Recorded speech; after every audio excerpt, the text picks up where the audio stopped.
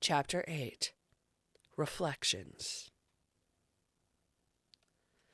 Legal scholars in the United States observe that dominant world religions, as well as localized cults, which can be characterized as new, usually transient religions, are heading toward an era of greater legal accountability.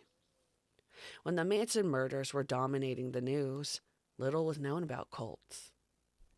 In 1978, almost a decade later, a dramatic example of mind control by a cult leader helped bring the issue out of the shadows. Jim Jones, a preacher with a following in Northern California, left the United States with a large flock of his devoted followers to form a colony called Jonestown in a jungle region of Guyana, South America. There, on November 29, 1978, he orchestrated a mass suicide murder, taking the lives of 912 people, including 276 children, before killing himself. Like Charles Manson, Jim Jones had absolute totalitarian control over his subjects.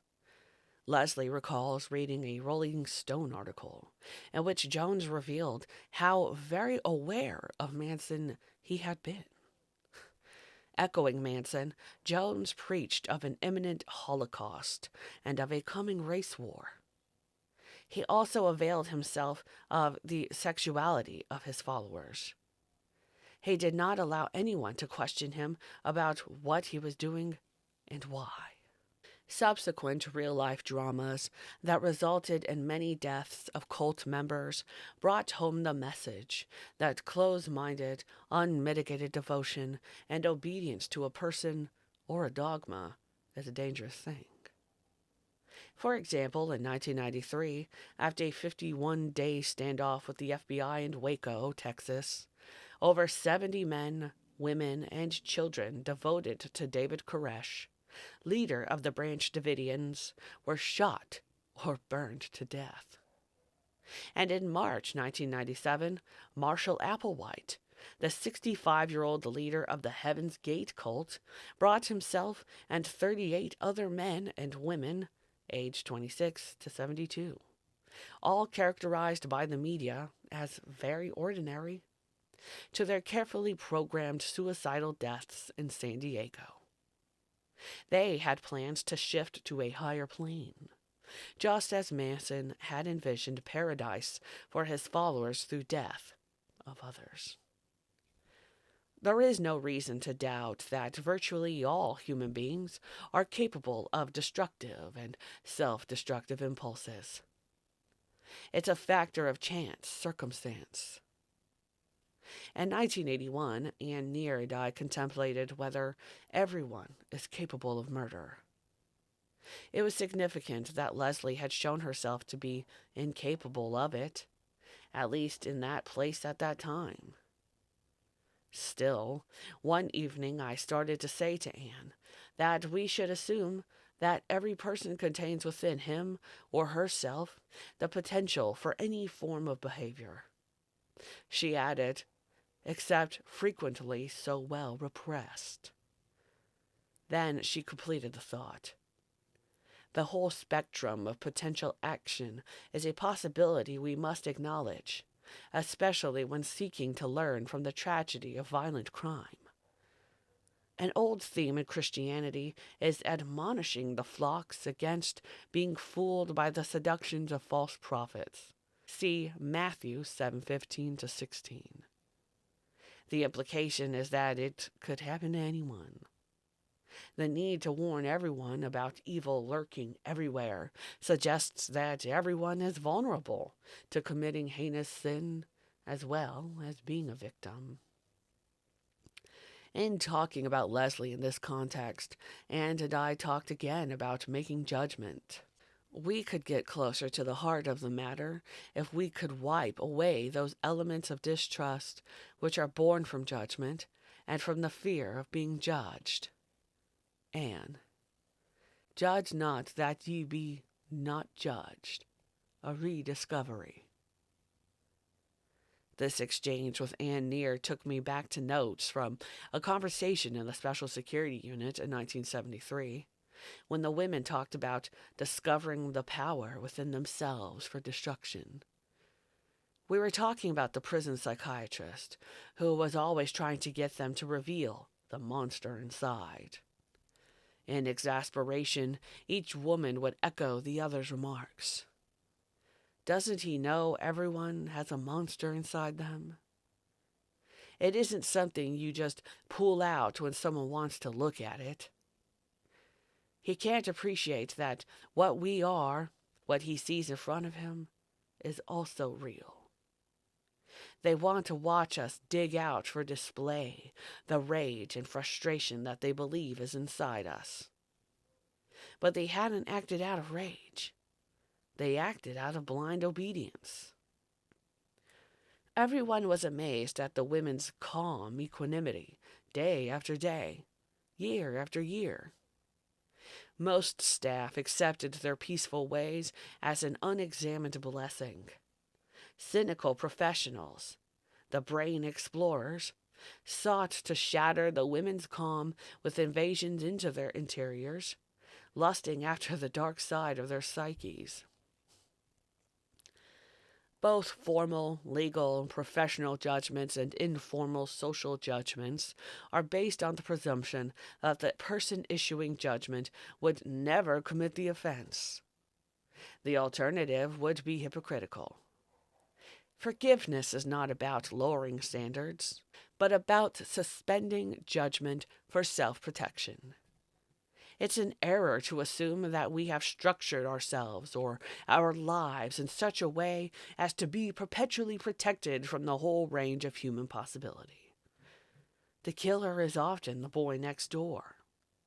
We see his neighbors on television saying some variation of, "He is such a nice fellow. I never would have thought him capable of such a thing." And Near went on. Young men who were sent or even volunteered to go to Vietnam and found themselves setting fire to villages were not that kind of people. They were not that kind of people at all. But they willingly obeyed their authorities. Anne said, "It seems possible for people to perceive themselves in a comparable state of war and follow orders that supersede their normal behavior patterns. They begin to follow orders. The German people horrendously, but not only the German people, succumbed to this human possibility.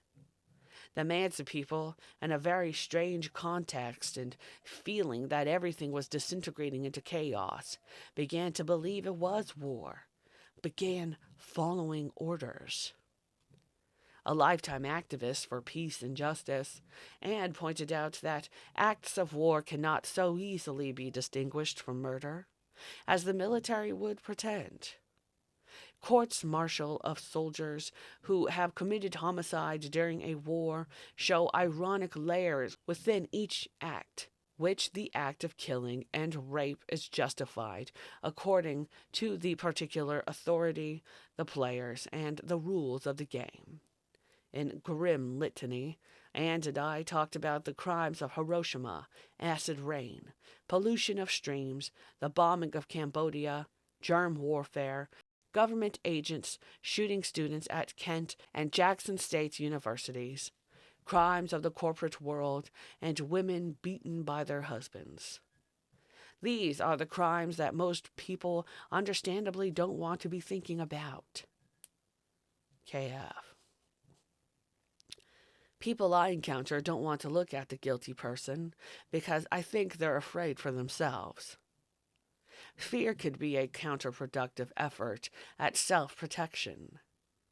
Beneath the hostility and distancing, I see an almost instinctive or archaic recognition that we're all in this together.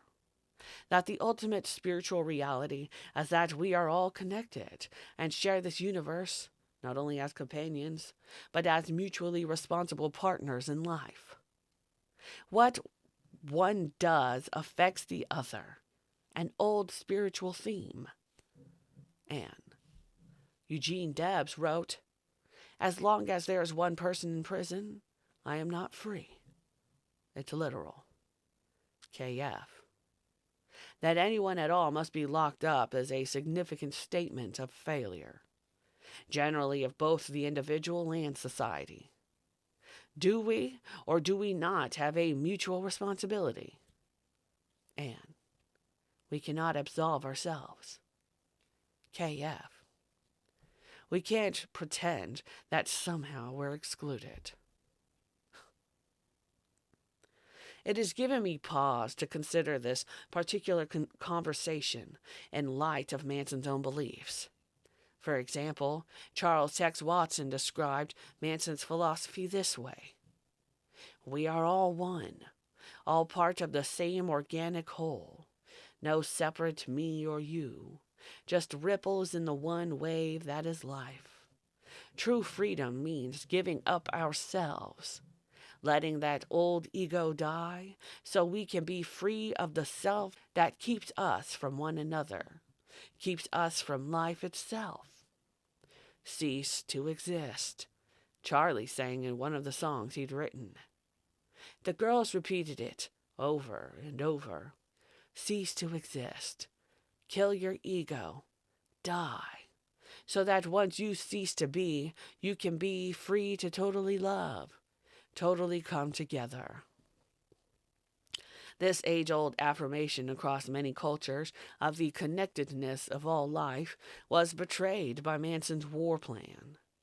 And however routinely horrific the crimes in the world at large may be, as Anne said, it doesn't add up to what Leslie and others did was not so bad. We have to acknowledge that there is a terrible crime, and here is another terrible crime, and over here is yet a third. To this day, Leslie asks not to be excused or granted immunity from judgment. But she does want to be seen as she is now.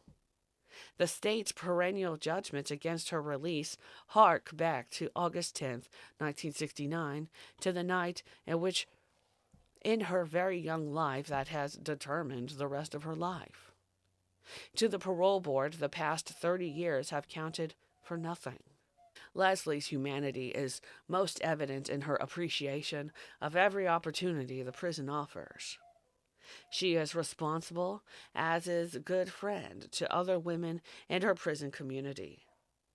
She took classes and tutorials through the University of California and other higher education institutions when they were offered. She served as the teaching assistant for philosophy and psychology classes brought in by a college and completed her BA from Antioch. She has also been active in service work in the prison at large. With the few other well-schooled women in the prison, Leslie has taught basic reading and writing skills to women for whom public schooling has been a failure. Leslie has also volunteered in programs that help people outside the prison. She made quilts for the homeless and read onto tape for the visually impaired. She served as editor of the Clarion, the prison newspaper, as a means of activating good writers in prison. She is supportive of other women in her cell unit and through various prison-wide organizations. She is not without sorrow, anger, and frustration. For many years, she kept in physical shape by releasing tension in the gym. But several years ago, the equipment was removed from the prison. She seeks counsel and spiritual guidance and has been welcomed by First Nations women and sweat lodge ceremonies and healing circles. She works with other women to find ways to help each other find effective means of coping with the stress and anxiety that overcrowding causes.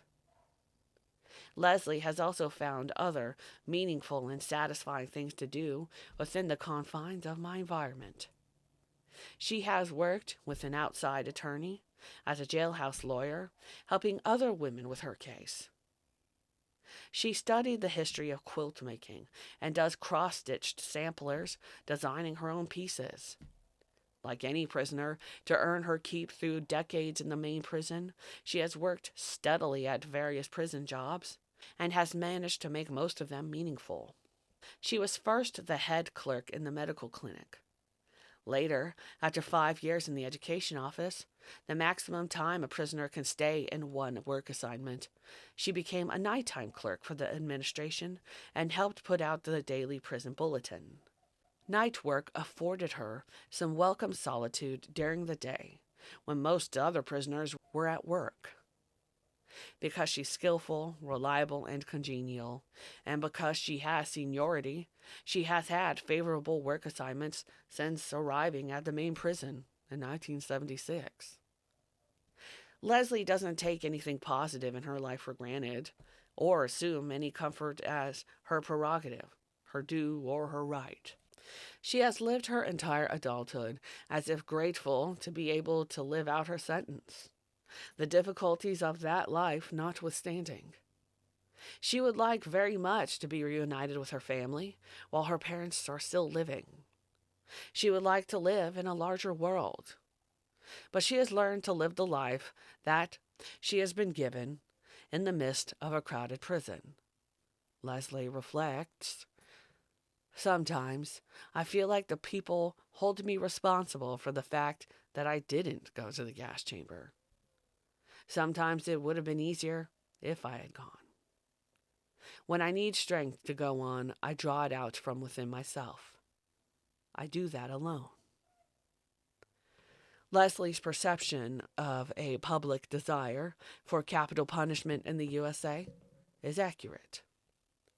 In every public poll, a majority claim to believe in the death penalty as a just punishment and as a deterrent to others.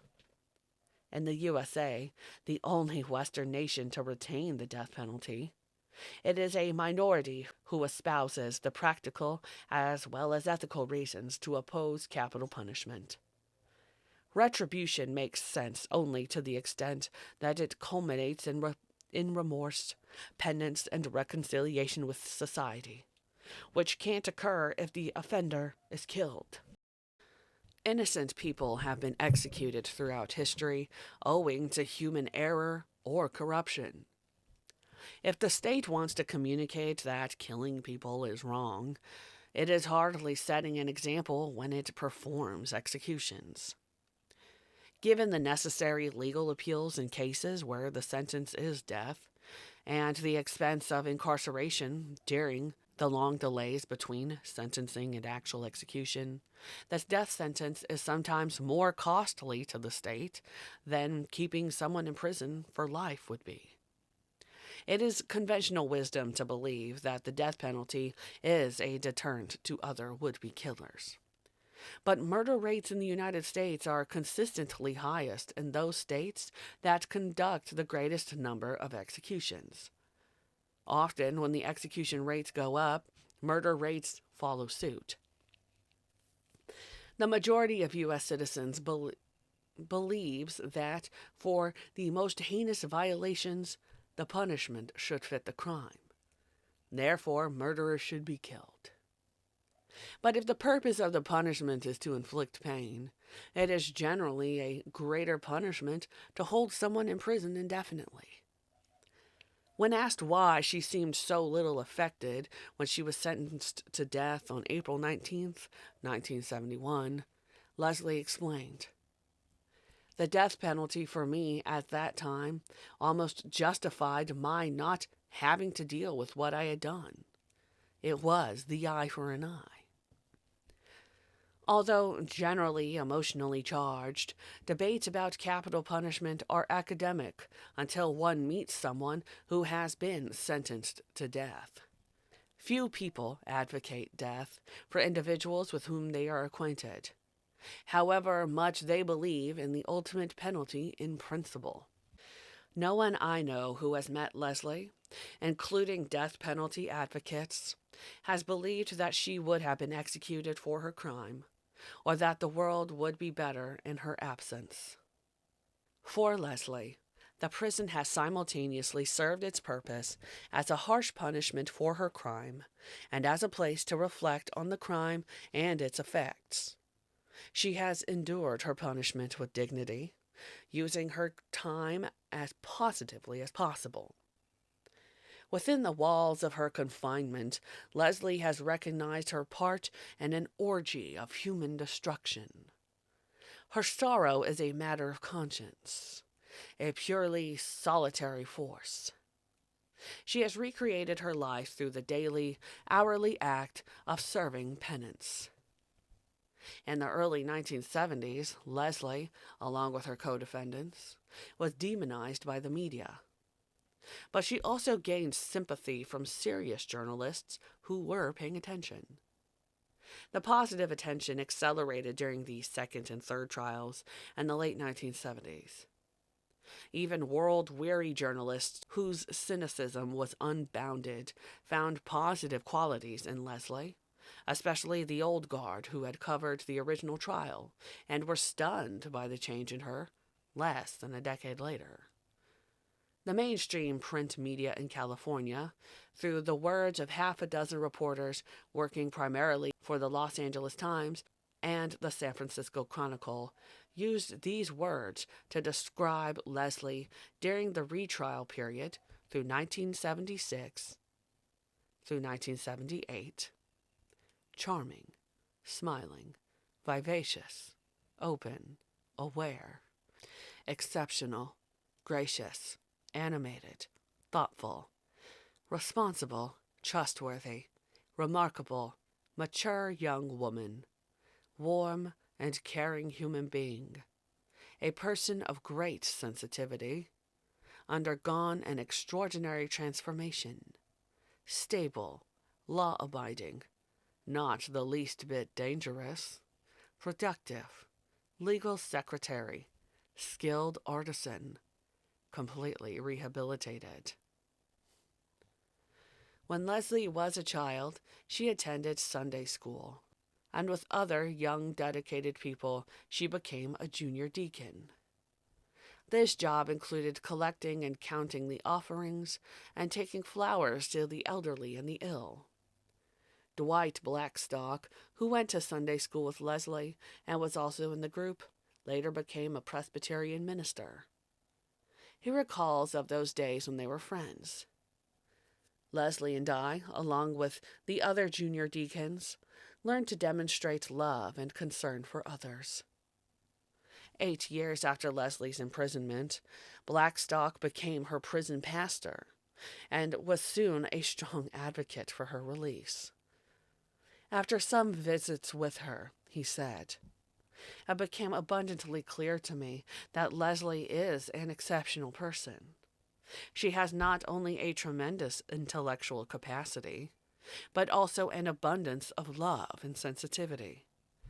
I found Leslie to be a woman of integrity and quiet faith." Leslie learned from solitary confinement to be her own best friend. One of her favorite authors from the 1960s, Carlos Castaneda, said that an ordinary person is one who regards each moment of life as a blessing or a curse, whereas a warrior faces each moment as a challenge. Leslie rises to the challenge of making the passion of prison time meaningful, despite the sometimes desperate conditions and unrelenting pressures of prolonged confinement. Long ago, she was returned to herself, transformed from virtually complete subjugation by Manson to an unfettered independence of mind, common only among exceptional human beings in a free society. The only useful response to any deep lapse of human decency is to attempt to live each day thereafter with honor. Guilt without honor is a degraded condition. Guilt that obsesses, distorts, and disables is of no use. Leslie's greatest victory has been to accept responsibility for her crime and to accept the omnipresent grief without losing her capacity for self-respect. She has transformed her guilt into constructive activity, making herself useful to her community. Victor Hugo developed this theme beautifully in Les Miserables, though the crime of his protagonist is morally antithetical to Leslie's crime. The fictional character of Jean Valjean spent 19 years in prison for stealing a loaf of bread to feed his sister's 7 starving children. The prison corrupted him. When released, he could feel only for himself. Through the actions of a priest who possessed saintly wisdom, Jean Valjean recovered and, in the manner of his mentor pastor, became once again a noble, humble, kind, honorable man. He regained gratitude for life. This gratitude is what I see in Leslie. She will never be able to free herself from the consequences of her past actions or from the weight on her conscience. But despite her everlasting guilt-born sorrow, despite the day-by-day agonies of being in prison, she is grateful for her life, and she lives each day with honor. She knows that getting out of prison and finding freedom are not the same thing.